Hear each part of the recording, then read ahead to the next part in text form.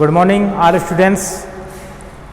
जैसे अपन चर्चा कर रहे थे पॉलिटिकल साइंस में स्वतंत्रता और समानता, इसमें स्वतंत्रता के बारे में अपन ने चर्चा कर ली थी।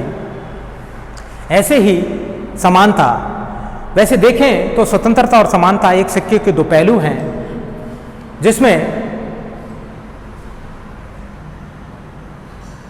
स्वतंत्रता समानता के बिना अर्थहीन है, वैसे ही समानता स्वतंत्रता के बिना महत्वहीन है। समानता, जिसका अंग्रेजी जो शब्द है इक्वलिटी, जो लैटिन भाषा के इक्वल से बना है, समानता का अर्थ अगर बात करें तो इसमें प्रकृति के द्वारा व्यक्ति समान रूप से जन्म लेता है, लेकिन कहीं न कहीं उसमें बाद में कुछ भिन्नताएं आ जाती हैं, लेकिन अवसरों का लाभ लेते हुए वो अपने को समाज से और राज्य से उस अवसरों का समान रूप से, यानी एक तरह से अवसरों का लाभ लेते हुए अपना उन्नति और विकास कर सकता है।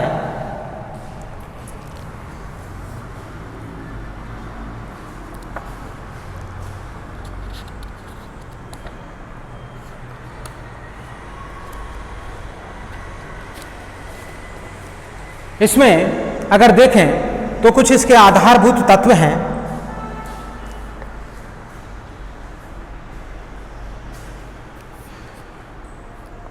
समान लोगों के साथ में समान व्यवहार की ही समानता है। सभी लोगों के विकास के समान अवसर प्राप्त होते हैं, यानी सभी को समान अवसर दिए जाते हैं। समाज और राज्य सभी लोगों के साथ समान आचरण करता है, किसी प्रकार की भिन्नता नहीं होती है, व्यवहार समान रूप से व्यवहार किया जाता है। अगर मानवीय गरिमा की बात करें, मनुष्य के सम्मान की अगर बात करें, पद प्रतिष्ठा की बात करें, तो अधिकारों को समान संरक्षण प्रदान किया जाता है। जैसे मूल अधिकारों में इस चीज़ को रखा गया है, यानी व्यक्ति के गरिमा को और मान सम्मान पद प्रतिष्ठा अधिकारों को रखा गया है, और उनके संरक्षण की भी बात की गई है, जिसके लिए उनके यानी बचाव के लिए न्यायपालिका में 5 प्रकार की रिट लगाई जा सकती है। समाज में किसी व्यक्ति के साथ जाति, धर्म और वर्ग, भाषा, वर्ण और लिंग, निवास स्थान और संपत्ति और राष्ट्रता के आधार पर किसी प्रकार का भेदभाव नहीं किया जा सकता है। सबको समान दृष्टि से अवसर दिए जा सकते हैं। प्रत्येक व्यक्ति को समाज में समान महत्व दिया जाए, जिससे क्या है वो अपना विकास कर सके। अगर इसकी वास्तविक अर्थ की बात करें, परिभाषा की बात करें, तो समानता उस परिस्थिति का नाम है जिसके कारण सभी व्यक्तियों को अपने अस्तित्व के विकास हेतु, यानी अपने उन्नति के लिए, विकास के लिए समान अवसर प्राप्त हो सके। और यह अवसर कौन उनको उपलब्ध करवाएगा? यानी राज्य के द्वारा, और यानी एक तरह से देश के द्वारा उनको यह अवसर, वहीं समाज के द्वारा ये अवसर प्रदान किए जाना चाहिए, जिससे व्यक्ति अपनी समानता के रूप में उन्नति कर सके, विकास कर सके। जैसे इसके प्रकार की बात करें, समानता के जो प्रकार हैं, जिसमें नागरिक समानता है, राजनीतिक समानता है, सामाजिक समानता है, प्राकृतिक समानता है, आर्थिक समानता है, सांस्कृतिक समानता है, कानून रूपी समानता है, अवसर की समानता है, शिक्षा की समानता है। नागरिक समानता की अगर बात करें तो नागरिकों को विधि के आधार पर नागरिक स्वतंत्रता दी गई है, जैसे अनुच्छेद 14 में इसको चर्चा की गई है। कानून रूप से उनको संरक्षण दिया गया है कि सभी को नागरिक स्वतंत्रता, समानता दी गई है। जिसमें जैसे बात करें तो अपन को एक ही नागरिकता है, अपन भारतीय हैं तो ये नागरिकता है। वहीं राजनीतिक समानता की बात करें, यानी मतदान के द्वारा अपन 18 वर्ष की आयु पूर्ण हो गई है तो अपन क्या है, एक तरह से मतदान करने का अधिकार है, सत्ता में आने का अधिकार है। वहीं सामाजिक समानता की बात करें तो किसी भी वर्ग भेद के आधार पर, वंश, रंग भेद के आधार पर, यदि किसी पद प्रतिष्ठा के आधार पर किसी प्रकार का उनके साथ में भेदभाव नहीं किया जा सकता है। वहीं अगर प्रकृति की बात करें, वैसे प्रकृति के द्वारा सभी समान रूप से जन्म लेते हैं, लेकिन बाद में भिन्नता आने पर उन अवसरों का अपनी उन्नति यानी विकास करने के लिए मनुष्य, यानी राज्य के द्वारा और देश के द्वारा जो अवसर दिए जाते हैं, उनका द्वारा अपना यानी समान रूप से यानी विकास कर सकता है। आर्थिक समानता, वैसे देखा जाए सभी को आर्थिक रूप से समान नहीं किया जा सकता है। एक विचारक है कार्ल मार्क्स, जो आर्थिक समानता में इसमें चर्चा करते हैं। वो कहते हैं कि आर्थिक रूप से सभी को समान किया जाए, लेकिन ये संभव नहीं है। क्यों संभव नहीं है? क्योंकि अपनी योग प्रतिष्ठा के कारण, जैसे विद्यालय की बात करें उदाहरण के तौर पर, तो यहाँ पे जो स्कूल के जो डायरेक्टर हैं उनको अलग हिसाब से वेतन मिलेगा, वहीं टीचर हैं उनको उनसे कम वेतन मिलेगा, वहीं 4th क्लास के जो चपरासी हैं उनको कम वेतन मिलेगा। तो इस हिसाब से यानी आर्थिक रूप से सबको समान नहीं किया जा सकता है। लेकिन ये जरूर कह सकते हैं कि जो भौतिक जो संसाधन है, जो जरूरत मूलभूत जो आवश्यकताएं हैं, उनका तो उनको समान रूप से वितरण किया जाना चाहिए। या समाज की बात करें या किसी राज्य की बात करें या किसी राष्ट्र की बात करें, तो उनको यानी एक तरह से समान अवसर उनको मिलना जाना चाहिए, आर्थिक रूप से उनको समान अवसर मिलना चाहिए। सांस्कृतिक रूप से बात करें, संस्कृति की बात करें, तो संस्कृति के आधार पर भी मूल अधिकारों में इनका जिक्र किया गया है। किसी भी संस्कृति की बात करें, वेशभूषा की बात करें, परिवेश की बात करें, खान पीन की रहन सहन की बात करें, तो सबको समान अवसर होना चाहिए। कानून समानता है, कानून के आधार पर सबको यानी एक समान रूप से दंडित किया जाना चाहिए। ऐसा नहीं है कि किसी बेचारे शक्ति यानी धनाढ़ शक्तिशाली व्यक्ति को यानी एक तरह से उसको दंडित नहीं किया गया, वहीं कमजोर जो व्यक्ति है उसको दंडित कर दिया गया। तो कानून सबके लिए समान है।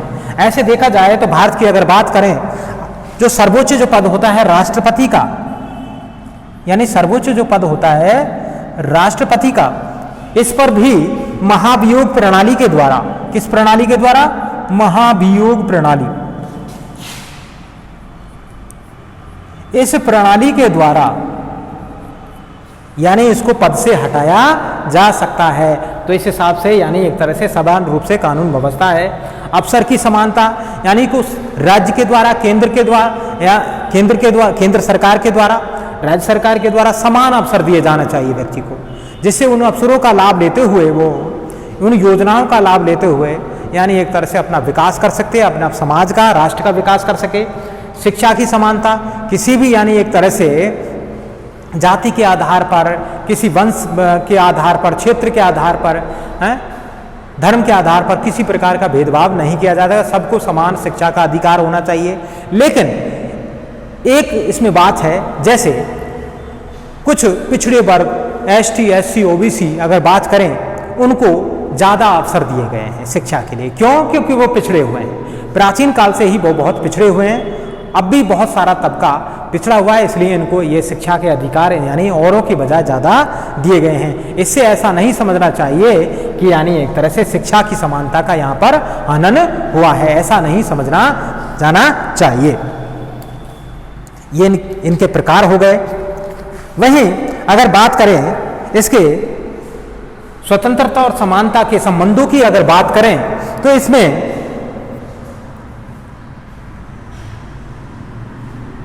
कुछ विरोधाभास भी देखने को मिलते हैं। जैसे एक विचारक है लॉर्ड एक्टन, ये कहते हैं कि समानता के आवेश की स्वतंत्रता की आशा को व्यर्थ कर दिया है, क्योंकि जो समानता के जो आवेश हैं उसने स्वतंत्रता की आशा को व्यर्थ कर दिया है।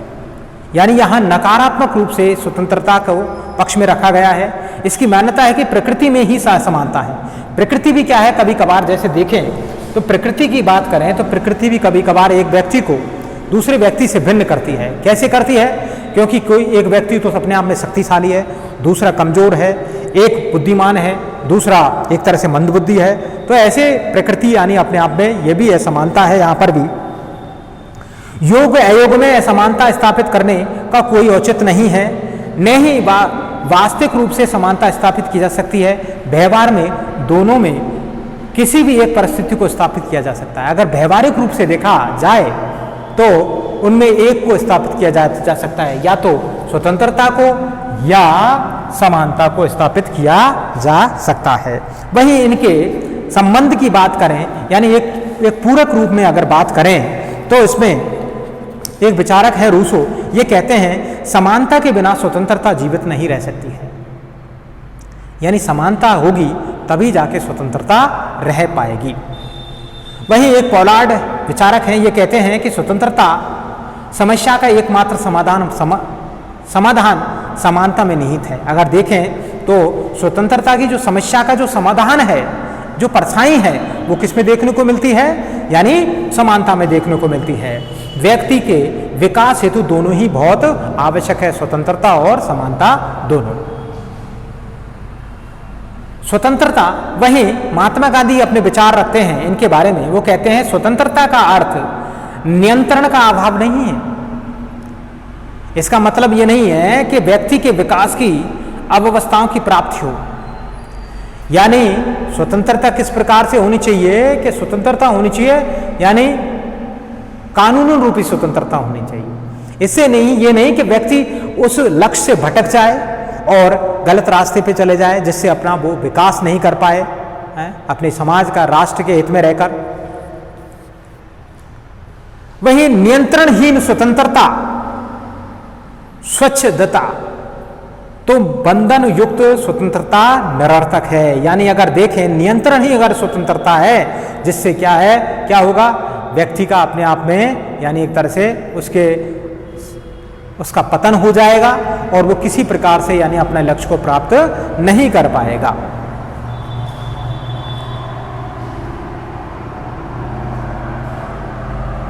हर्बर्ट एक विचारक है, ये दोनों के संबंध में स्पष्ट मत प्रकट करते हैं, यानी स्वतंत्रता और समानता के लिए। ये कहते हैं स्वतंत्रता में समानता निहित है और स्वतंत्रता और समानता में परस्पर कोई द्वंद्व नहीं है, किसी प्रकार का विरोधाभास नहीं है, यानी आपस में एक दूसरे में निहित है। और बहुत सारी बातें आपने पढ़ी, बहुत कुछ मिलता जुलता इसमें आपस में है स्वतंत्रता और समानता में, यानी एक दूसरे को किसी प्रकार से अलग नहीं किया जा सकता है। ये तो कुछ विचारक हैं जो अपने अपने विचार रखते हैं, लेकिन वास्तविक रूप से देखा जाए तो दोनों को किसी प्रकार से अलग नहीं किया जा सकता है। वहीं किसी प्रकार का इनमें विरोधाभास नहीं है, न ही ये एक दूसरे से पृथक हैं, अलग हैं, और एक ही आदर्श के दो तथ्य हैं, यानी पहलू हैं। धन्यवाद। अगला चैप्टर कल पढ़ाएं।